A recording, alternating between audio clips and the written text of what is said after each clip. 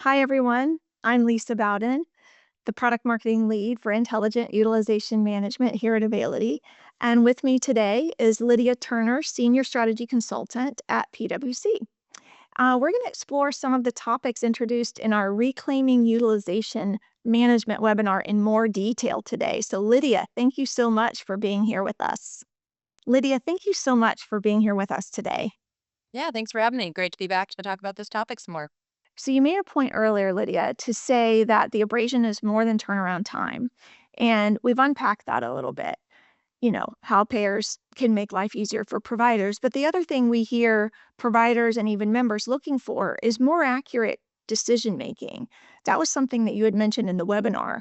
The example of aligning decisions or determinations with current medical guidelines tailored to each patient, and that in meeting those kinds of requirements is going to require payers to evolve both their technology and their decision making.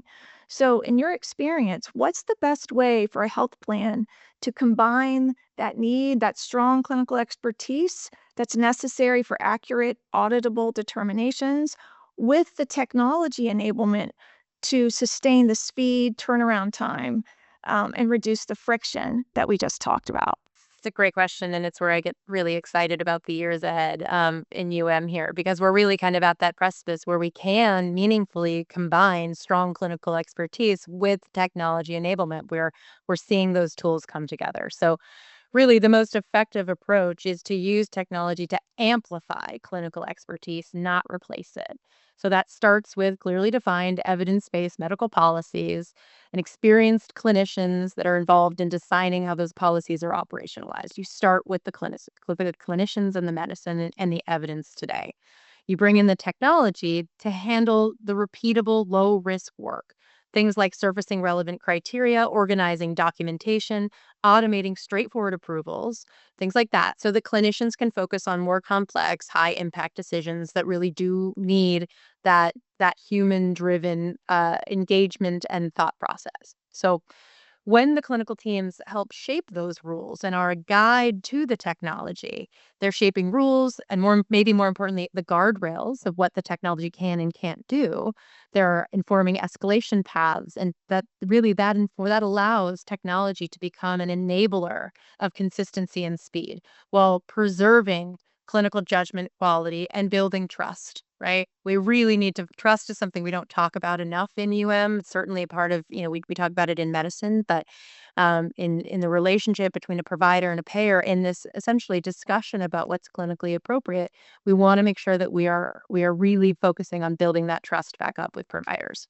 So combination of using your technology and your clinicians is what allows health plans to scale high quality decision making safely and sustainably, right? That's kind of the concern with technology, right? Is that or even AI, right? It's going to go off in a crazy direction. We're going to make 400 decisions in 1 minute, which is clearly not, accurate, and things like that. So I'll say on top of this, like that's how clinicians and technology work together in the flow.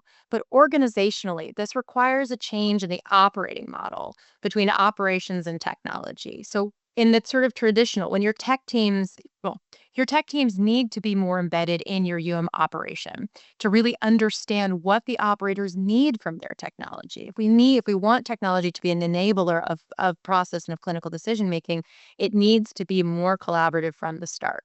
So operators as tech customers, kind of the historic or traditional model of technology over here and clinicians over here, it causes clunkiness and delays and cycles in sort of the traditional tech and interpreting business requirements and building a system. By embedding technologists in your operations, they become almost shared stakeholders in the outcomes rather than a separate siloed team that's delivering a product that may or may not meet the actual requirements because of the understanding or the interpretation of business requirements. So, the only way that we've seen this really be successful of actually getting technology to function as that enabler has really come from these more embedded teams, these jointly structured teams where technology is actually a part and is a part of the operation and a shared stakeholder in the outcomes of the utilization management operation overall. That's amazing and also very compelling. I'm curious, when you're seeing health plans adopt this type of collaboration and integration of teams, what kind of ROI are they seeing? What kind of outcomes are they seeing that validate this operational change? You mentioned that this is a new model. So the operational change that has to happen to get here, how's it paying off? How are they seeing it? And is there more to come? I understand that we're very early in some of these changes in the market with some of our health plans, but what kind of ROI are they seeing and what kind of outcomes are they starting to gain that have helped them continue the efforts to move forward? Yeah, the actual improvements that we're Yeah. starting to see or start the promise of maybe. Yes. We the ROI is obviously means one specific thing, but we're also talking sort of ancillary ROI, right? So the real ROI really starts to show up when speed and accuracy improve together, and we've done that in an affordable ways because we can do this now, right? We can do all three, but it can't be independent. We can't just get faster or just get better outcomes. We've got to do them together and holistically. So when pairs improve both speed and accuracy, they see returns across multiple dimensions. So faster, accurate approvals, reduce appeals, rework, provider follow-ups, lowering downstream administrative costs, right? All the things that we end up paying for down the line when we didn't do it right the first time, that starts to be eliminated, right? And we can theoretically get through more cases faster, having sort of less upfront manual effort. So ROI and administrative costs are obviously the easy one to point to. Fewer inappropriate denials also means less downstream medical risk, right? Better member experience, which is ultimately the goal here, is getting members the right care in the right setting at the right time. And also stronger provider relationships. Just to come back to this point, so, providers this is sort of where that ancillary ROI starts to come in, right? Providers start to have preferences for payers who do things better and faster, right? And so they'll start to maybe not formally, but informally prioritize health plans that are doing this well and maybe deprioritize health plans that aren't doing this well. So that's sort of an ancillary ROI. It's harder to measure, but when you start to make a better experience for payers and members, they just have better buy-in and more desire to seek care where it's appropriate and engage with one health plan over another. So consistency, clinically aligned decisions reduce compliance and audit risk. That's another. We'll always talk about compliance. We can never forget about that in UM. So that's another part of ROI.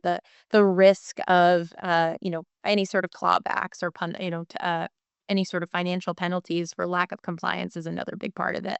So the ROI is not a single number. It's a combination of lowering your operating costs, reducing risk, and improving trust across that ecosystem. That's right. And all of the downstream implications thereof, including experience and reduced abrasion. Lydia, you have been so helpful and so insightful today. Thank you so much for your time and for joining us today. We appreciate your insights from the front lines, and we hope to see you again soon.